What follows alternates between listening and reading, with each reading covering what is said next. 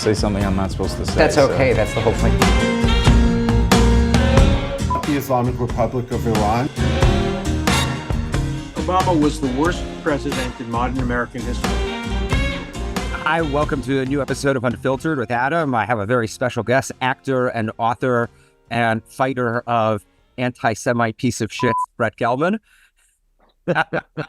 You might know Brett from Fleabag, Stranger Things. He recently just sent his first book, which is absolutely hysterical. It's called The Terrifying Realm of the Possible, Nearly True Stories of Brett Gelman. And it totally captures like the neuroses of a young Jewish guy. I especially love the ending story where the family gets taken without their knowledge by the CIA to tell them to be, who I assume is Abraham is supposed to be you, which is to tell them to be mean to you in order for you to be successful later on, because as you could say, struggle and making one hard prepares you for the failures of definitely Hollywood and acting and comedy, I would say. Yes. So I just had this idea of like, when you feel the odd man out in your family, and you're like, oh my God, how did I, and I love my family, but you know, you have those days where you're like, how did I get in this family? And then, or like, how am I related to these people? Right. When you're on a bad day, right? You're just like, for sure, how did this happen? And like, how am I this artist and stuff like that? I just had the idea of that the whole family conspired to make me different from them. It's a total narcissistic nightmare. Would you say the book itself was an exercise for your narcissism to kind of shed it a little bit, but acknowledge it a little bit, like everybody has to do? Yeah, no, it's an exorcism of my narcissism, my anxiety, my self-hatred. I wanted to exercise, but also celebrate in a comedic way. It's very Jewish. It's very, you know, to me, it's mixed up with my Jewish identity and how, you know, the Jews I grew up with and the Jews that I grew up watching, what they deal with. And there's a lot of literature that you just don't see and a lot of stuff in the culture that you don't see. That's very much a part of me that I wanted to bring back. It seemed like it was more of a deep, like personal reflection of kind of the road that you've been on and the crap that every type of performer deals with, and kind of just analyzing how you got from A to B to C.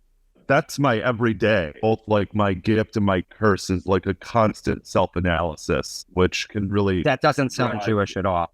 It doesn't sound Jewish. No, not at all, right? I have to be careful, like, even in casual conversation with people. This is called Unfiltered, baby. You can say whatever you want. No, I know. But, like, you know, that's to be a lot. And then, you know, I am one of those people who has to tell myself, listen. You know, make sure to also listen and not just talk. As loud as you can be, as vocal as you can be, it's very easy for me to sort of implode when I'm around other people or in a situation, or like have, you know, such high agency to be liked that I sell myself out. So this book was sort of like a rebellion against that. It was like, here is all this ugliness in me, but it's ugliness that I'm proud of. You know, that I'm proud of, that I have inside of me, because I got no other choice. So I might as well make the best of it.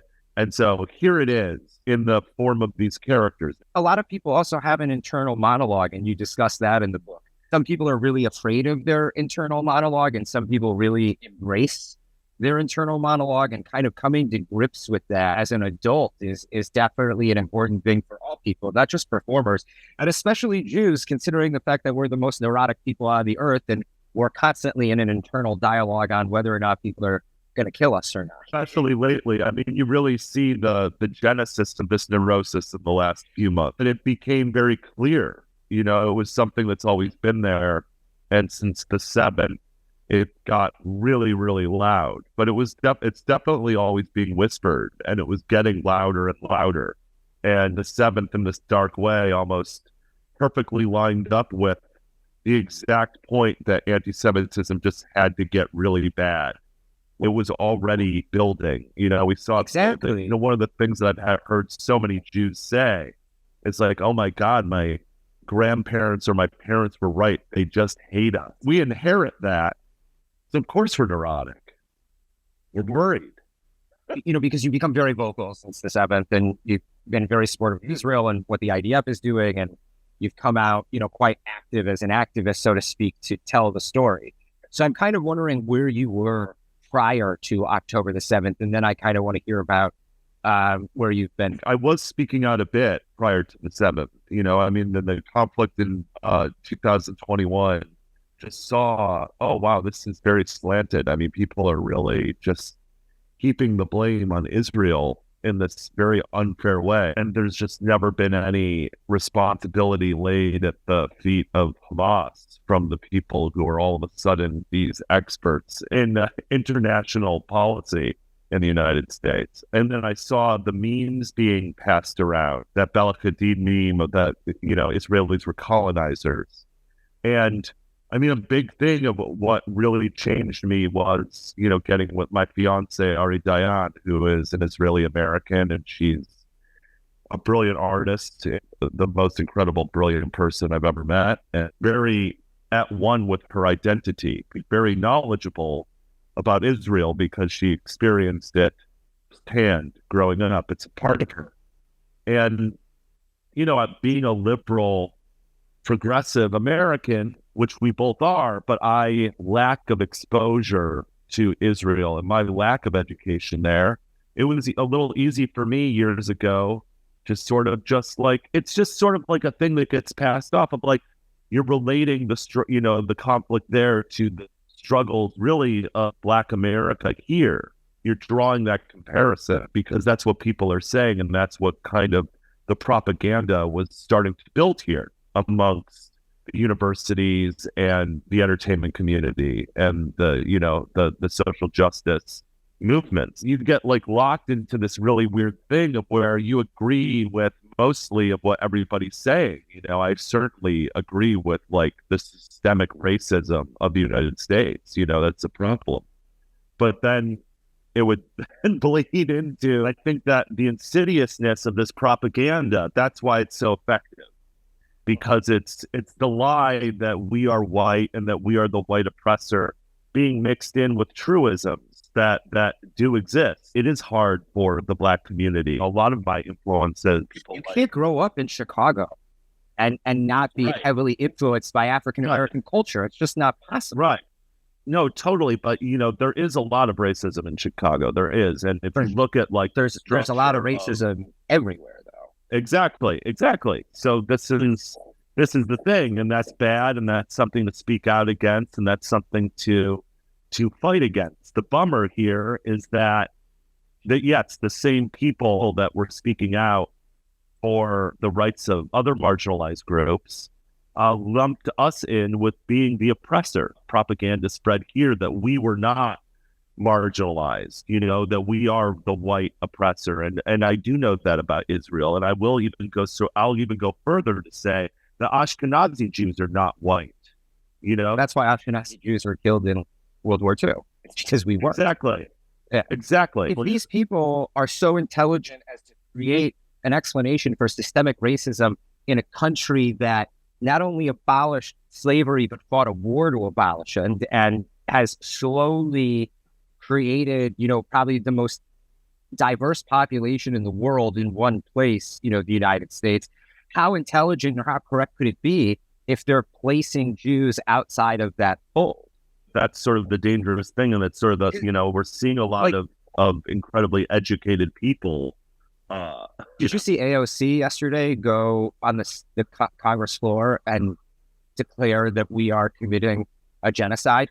An actual sitting member of Congress gave us. I mean, yeah, I've been aware that the AOC and the rest of the squad is doing this, and it's it's a complete act of hypocrisy. I was in those circles, and so what's that an educated person? So what happened was that I would say certain things.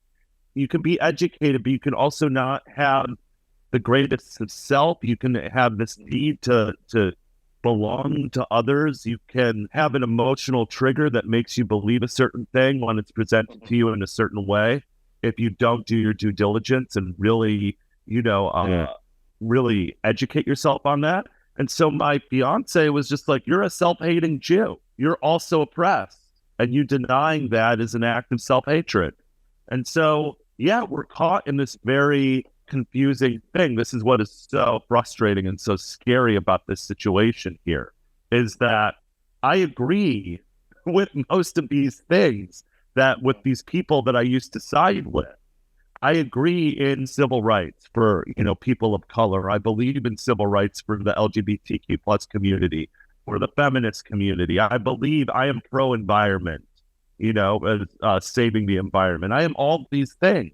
However, there's a breaking point with a lot of people in these groups. I don't hate Jews, and I don't think that if you call somebody a terrorist, it's racist.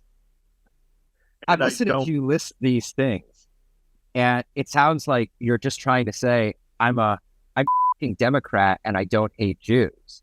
And I think that's very interesting. Like Israel becoming this partisan, no longer bipartisan issue where you can't hold like certain liberal stances and still be pro-Israel, which is like the pillar of the environmental community in the Middle East, the feminist community in the Middle East, like the epitome of freedom for LGBTQ in the Middle East. I think things are getting worse.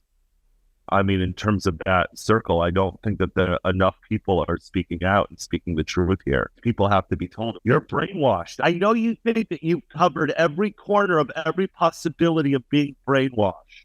I know that you covered that, like, yes, you are conditioned with racism and homophobia, transphobia, misogyny, and capitalistic greed and all of these things. But what you haven't faced is the fact that you are conditioned with anti-Semitism, that is in your blood, that is in your subconscious. You inherited that. The most insidious part of this whole perspective and this whole test movement in regards to the war, if you want to call it that, it's working on overtime to deny that it's anti-Semitic. Propaganda has but it's not just into this thing that we, and we laid down to it here. We were like, oh, okay. We were like, yes, I am the white. Okay. I am the white oppressor, I guess. I guess I do benefit from white privilege. How do you think we were so keen to just lie down so quickly without drawing lines for ourselves and our own community? I think that there's a real problem in the United States, and probably, I would say, in Europe, of Jews assimilating and Jews looking at self-preservation before speaking out, and thinking that by being silent, mistakenly thinking that by being silent and just sort of, as long as it's not too bad, letting it just happen, letting people just say what they want, letting people define us as the white oppressor, which is a total scam. I mean, it's the classic thing. It's like we were the ones who ruined the German economy. And look, the German economy was in the hole. That was real. So it was easy for Hitler to be like, it's the Jews, because people already had that in them. They already, this, as long as Jews have been around, Jewish hatred has been around. So it was, easy for the Germans to do that. In this case, we have the powers that be, obviously telling their own people, Hamas, the more radicalized Arab nations, telling their own people that, Jews and the existence of Israel is the cause of all suffering. They started to whisper all of this stuff into the left here. What does the left hate the most right now? What have we seen? The white oppressor. Well, that's what the Jew is. The Jew is aligned with the white supremacists, and they're all about manipulating the system in order to benefit themselves. It's a classic Jewish trope that they aligned with the thing that the left hated most, which is the white oppressor, essentially. Is there a fear for me to speak my mind? No, I'm not afraid to speak my mind. I just believe in being a little careful. I believe that in discussing who, specifically is coming at us, I believe that we have to be ultra specific and really be dealing with like ultra fact. I just don't believe in throwing the baby out with the bathwater. There are positive aspects to DEI. I don't think that the DEI is solely based on anti-Semitism. However, anti-Semitism got mixed up in that. And so that aspect of DEI has to be removed. I do believe that people, have a different leg up in society than others. It's a case-by-case basis that some people should be given a helping hand, given like what their experience in the United States is. However, all of these things that I believe in, it got mixed up with anti-Semitism. You don't think it's intentional? It was intentional, but who was funding this, of course it's intentional, whether it's like coming from someone's self-righteousness or it's coming from their admitted anti-Semitism. It's intentional. You're intentionally saying anti-Semitic things and anti-Zionist things and anti-Israel things. Americans don't, learn about foreign history. However, unlike every other situation, and I believe that this is due to anti-Semitism too, there's an obsession with Israel that happens. That's the connection of why it's like, oh, well, this isn't about Israel. It's just about Israel. I'm like, no, if you're talking about Israel, you're talking about the Jews. There's no line there. Every Jew is an Israeli. It's intertwined with our identity. It's intertwined with our cultural identity. But I grew up supporting Israel, but my parents were very afraid to go there. My mother's never gone there. My father is dead. He never went there.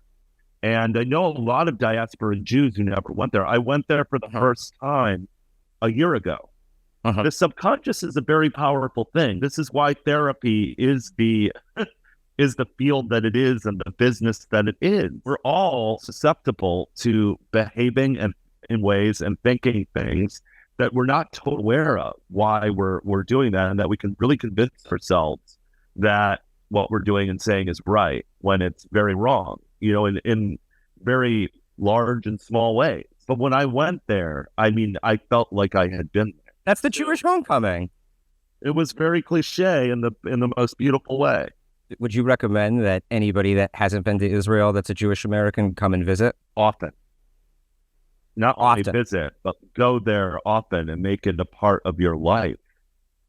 Absolutely. Because it's essential. It's also just like we need to take more of a page out of the Israeli book of being proud of who we are, being very clear on what as you said before, what the David and Goliath story actually is. You got brought up in a Hebrew school being told like Israel, and Israel was just seen as, you only knew about how it was the victim in this situation. And then, you get older and you learn, oh, Israel is a country with a government. It's going to do bad things like every country and government do. And I think like some of these like pick-me Jews out here, they let that completely throw the baby out with the bathwater. It's not easy to be with us. It's not easy to be with us. We're alone. We're on our own. Who's actually with us, to be honest? I don't know. There you go. That's my point. That's the whole point that I'm trying to make. We don't know. And we were with the gays, we were with the Asians, we were with the blacks. We've been at the forefront of every single civil rights movement. And we don't know who's with us. We have to be rational in how we deal with our own discrimination. And we have to just focus on what's happening with us. It can't really be compared with what's happening with anybody else. That's how we got here too. You have a lot of people constantly being like, oh, the Holocaust, there's other genocides that have happened. And I'm like, yeah, well, talk about those. Doesn't mean that we can't talk about ours. Not every Jew's hands are clean, There's some shitty Jews, but because they're people. They're shitty people. Oh, yes, there are. I think the big key to human development is really starting to speak in a very specific way about this. And I think that that's sort of the silver lining of the Jewish struggle, is that we sort of present this thing that's a complete mind flip that can't allow people to be a bunch of lemmings and have this herd-like thinking, because we defy all of that, because we're there's many cultures and skin tones mixed with our culture, and our people. And we are aligned with what non-binary thinking is. Our mere existence is non-binary culturally. And so what I would call on for these supposed leftists to do is to, think of things culturally and socially and politically in the same way that they think of gender and sexuality. But I believe in non-binary everything, and that includes race. People just need to stop thinking that they're as smart as they think they are. No matter how educated they are, and start to really delve into what the actual history of this is. That, yes, okay, that's terrible. the things that have, my heart goes out to things that have happened to innocent Palestinians, but it is the result of Israel being attacked. There's more pro-Israel people in America than there are anti-Israel. Nobody spoke out at the Oscars. They're scared of this very loud minority in the United States that has only its volume and its aggression on its side, whether it's on the streets and the universities or on the red carpet. So where nobody is coming out and saying, because they're cowards. I don't know what to say. They're rationalizing it. I mean, they're cowards. But that's what scares me, is that we're afraid to fight the actual problem. Yeah, of course. I think every Jew who's in the know-how is scared. And that's why I just don't stop screaming out for my humanity, our humanity, Israel's humanity. My hope is that in my strength, I get a lot of people thanking me, whispering very emphatic thank yous. My hope is that those thank yous heat up as I continue to speak out and others like me continue to speak out, that heats them up and leads them to being more brave and speaking out. Still don't think that we are organized enough, but an actually effective activist group in the United States to combat anti-Semitism in a real way, because it's scary, because people like the ADL, it seems to me, want to keep it inside the offices and to keep it inside negotiations. And the reality is this thing has to hit the streets. This thing has to hit the universities.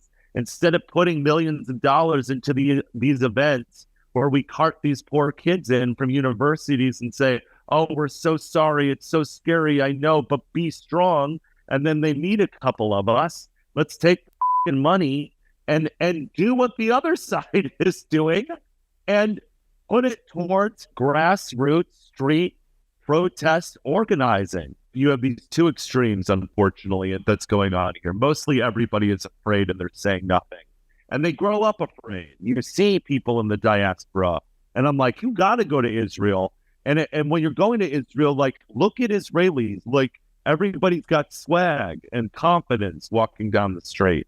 Whereas, like, so many people in the diaspora look like they grew up in a petri dish, I just want to tell people, like, hit Jim, seriously. Read a fashion magazine. I'm not even saying violence. I don't think like violence is the answer. We have to do our own MLK movement, our own Gandhi movement, which is a nonviolent, full-on movement where we're showing up and we're showing these people you can't do this. We're protesting you now. We're protesting the protest of us. It's not us just coming out when we're alone and we're blocked off and we're singing. And that's very scary. That's dangerous, but it's what's got to happen. I see it amongst people who are doing the work. I'm like, they got to realize, look, you're not going to be liked. We can't do this and be liked. There you go. However, at the same time, I don't believe in just like throwing caution to the wind and, us speaking off the top of our heads without fully considering all the different aspects and specificities of what we're saying. People just going and saying these blanket right-wing things. I'm like, you're not helping us either. Yeah, I saw somebody post like, oh, don't ask me to shed tears for any of the Gazan children until our hostages are back. I'm like, no, it's ridiculous. You're saying don't ask you to have empathy at all? Like, why do you need to say something like that? If anything, our strength comes from the fact that we have the ability to have actual empathy for these types of things. And that's what makes us so different from what they say we are. The biggest debate tool that we have in our pocket that nobody uses is that these protesters are not pro-Palestinian at all. Pro-terror. No, they're pro-terror. Exactly. They're not talking because they are, by saying ceasefire, they're allowing the terrorist organization not only to remain in place in order to kill Israelis and Jews, but remain in place to oppress their own Palestinians, to kill their own people. Exactly. Not only that, the Islamization of the Palestinian movement itself is what's held them back. And we don't talk about the fact that the political tool of the Arab world to get what they want has been the Palestinians. There's so much that we're not talking about. I know you have to run, So we're going to have to wrap up, unfortunately, because you have to go. But I just want to say that Brett has a new book out, The Terrifying Realm of Possibility, Nearly True Stories by Brett Gelman. It's on Amazon right now. It's an absolutely fabulous, funny book of Jewish stories and just short stories in general that Brett has written and just published recently. It came out on March 19th. Brett, I want to say thank you so much for joining me. I could have done this for another hour with you. I know. We thought we'll do another one. Yeah, we'll definitely do another one. Thank you for having me.